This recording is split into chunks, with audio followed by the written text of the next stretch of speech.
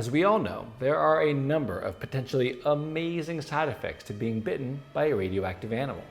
Obviously, sometimes mixing your DNA with some irradiated creature doesn't always work out. A lot of variables at play, and some of them do not work in your favor. So, I think it's safe to say that Peter Parker really lucked out. Instead of developing 6 additional eyes on his face, he got super fast reflexes. Instead of growing an abdomen capable of extruding a sticky thread, he got a 6-pack. And instead of injecting others with a poison that first paralyzes and then liquefies their innards into an organic, free-range meat smoothie, he tells jokes and flips through the air and sticks to walls. Spider-Man is a great hero. He's the most approachable of all the superheroes, in part because he's a teenager, and not a very cool one at that. But he is funny, and he's quick, and he's perfected the art of what Buzz Lightyear called falling with style. He is arguably one of the most successful, popular superheroes of all time, but he doesn't let that get to his head, because he has never forgotten the beloved words of his Uncle Ben all those years ago. You know it, I know it. Say it with me now. That if you're enjoying this channel, please don't forget to like, subscribe, and ring the bell, Peter.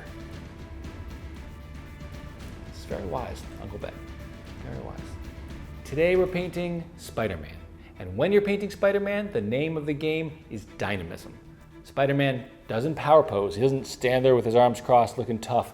He's always flipping, flying, twisting. Now, dynamism is not a strength of mine. I'm not an animator, I'm not a cartoonist, and when I draw characters in different poses, they tend to look rather stiff and mechanical. This is something that I really want to improve on in my art. And I'm tackling Spider-Man today because I'm hoping that he can help me with that. So, as I begin sketching, I'll be focusing on the gesture of the pose.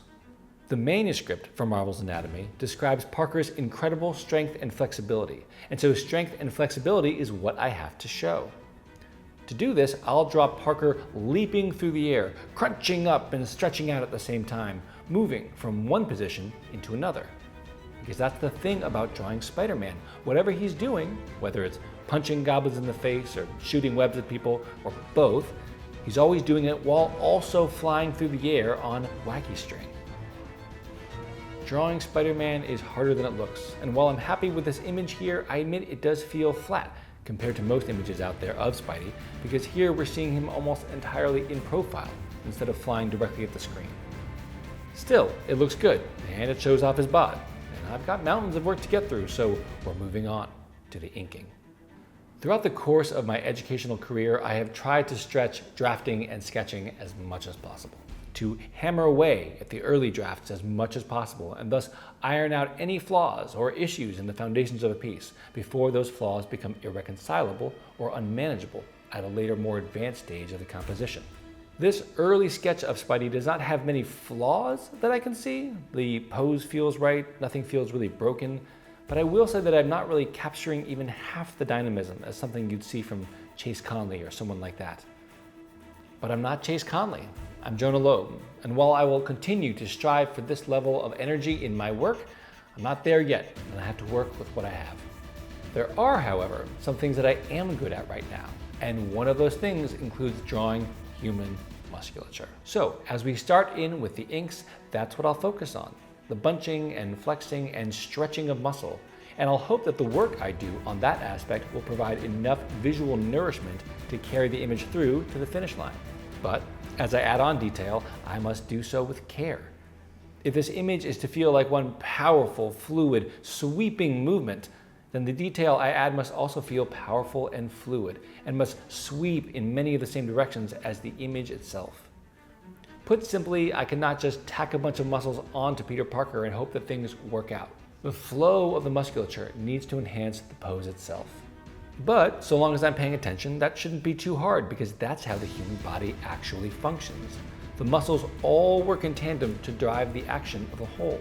You see, we tend to think of muscles as individual parts of our body. When we go to the gym, we do squats to focus on our glutes, because that makes our butt look good. And we bench press to buff out our pecs.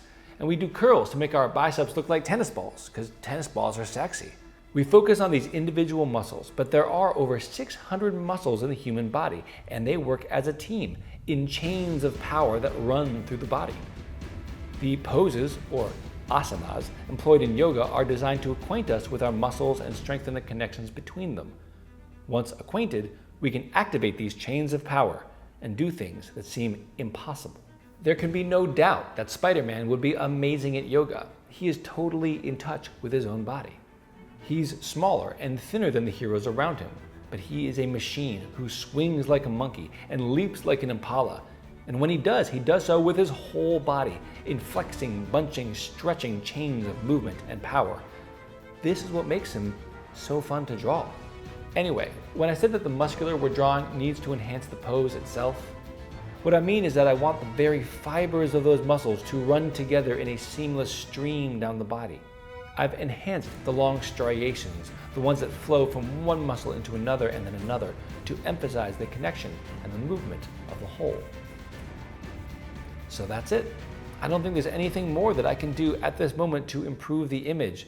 So I'm going to call this finished and I'm going to send it off to Marvel. While we wait to hear back, please don't forget to like this video, subscribe to this channel, and leave a comment.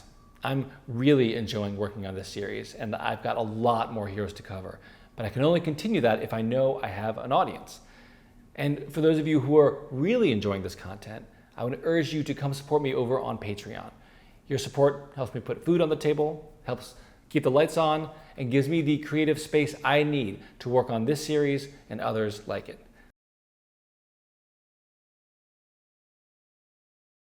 So, Marvel's written back. They absolutely love it. They didn't say that, they just marked it as approved. But I'm going to assume that they love it and that this is the best Spider-Man drawing they've seen all week, maybe all month, because that assumption makes me feel good about myself, and it gets me excited to add color. Like almost all superheroes, Spider-Man has a very simple color scheme. He is red, blue, and white, with just a little black trim. This makes coloring pretty easy, except that it does present us one small complication. In this illustration, I'm peeling back layers of skin to show the muscle within. Muscle is red, but so are parts of his suit. So how exactly will I differentiate between the materials? Well, what is a problem but an opportunity for a creative solution? What if I painted the muscles directly onto the suit, or painted the suit directly onto the muscles? A superhero suit is about as skin tight as you could possibly get, with every muscle showing through. So wouldn't that look pretty cool? I think yes. I'm going to try it out. And yet our problem actually remains. With primary red and primary blue being the primary colors of this page, I need some third color to be my accent. Anything that I add that has real saturation, like a green, a violet, an orange, they're going to compete with red and blue. And nothing can really compete with red and blue, especially when they're already fighting each other for space on the page. They are too primary, too powerful.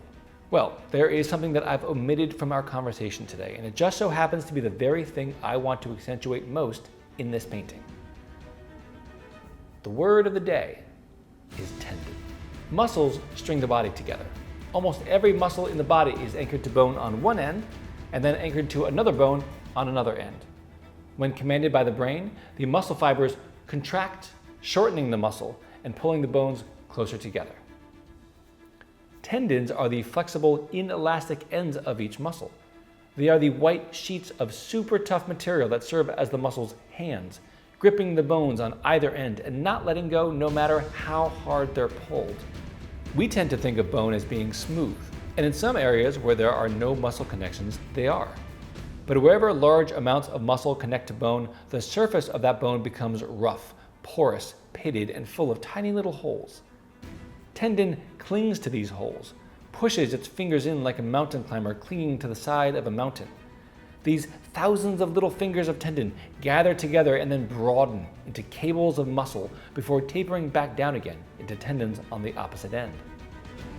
If you pull a muscle, that's bad. If you strain a tendon, well, that's worse, because that means that you've tugged the tendon free of some holes and the muscle has lost a little grip on the bone. Spider-Man is constantly swinging, jumping, hurtling, and twisting through the air. He's like a trapeze artist, except a trapeze artist doesn't fall 40 stories and then swing all the way back up to the same height. on a rope. If I tried doing that, my arm would bid farewell to its socket, and there'd be a new piece of modern art smeared across New York. I simply wouldn't be able to hang on. But what part of the body is built to hang on, no matter what? You got it, tendons. Spider-Man is small and lithe, and his power is not derived from the size of his muscles. But what if his tendons were super powerful, capable of withstanding any amount of pull? What if they were super stretchy, like rubber bands, so that he could pull and then snap them with incredible power and speed? This would give him unbelievable reflexes. He would be able to punch faster, harder, jump further, and withstand so much more physical punishment with tendons like that. So that's it. Tendons will be the focus of this piece, and their white color, which more or less matches the hard white pop of his eyes, will be the third player in this 3-color composition. And for the figure drawers among you, I recommend that next time you're drawing a figure, whether live or on the internet, you don't look at the muscles so much as you look at the underlying flowetry of the tendons. Muscles bulge and squish and hang, but tendons always draw a straight line from one end of the point to another.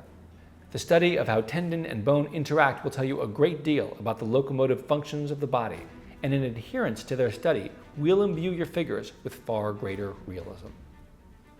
As I finish this image, I will soften some of the edges and fade it back into the paper, just as I've been doing. This just looks cool, and it enhances the illusion that this was done on a physical medium. I've added shine and dimension to the muscles, with an emphasis on these long, smooth fibers. And I've added a layer of off-white tendon that covers more surface area than tendon usually does.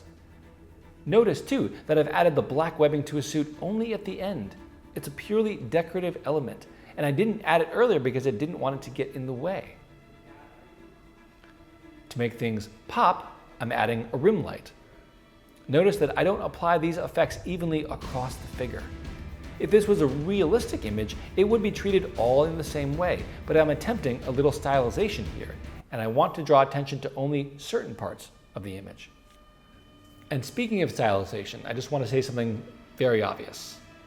Into the Spider-Verse was one of the best movies I've ever seen. I have so many thoughts and feelings about this movie. I can't wait to share them with you, but I'm not going to do it in this video. That belongs in another video, another episode, and with another Spider-Man altogether. That's right, ladies and gentlemen. Miles Morales will be in Marvel's Anatomy. So anyway, that's it. I'm finished, I think. Here's where we started. Here's that same image inked. Here's where it was halfway into the coloring process.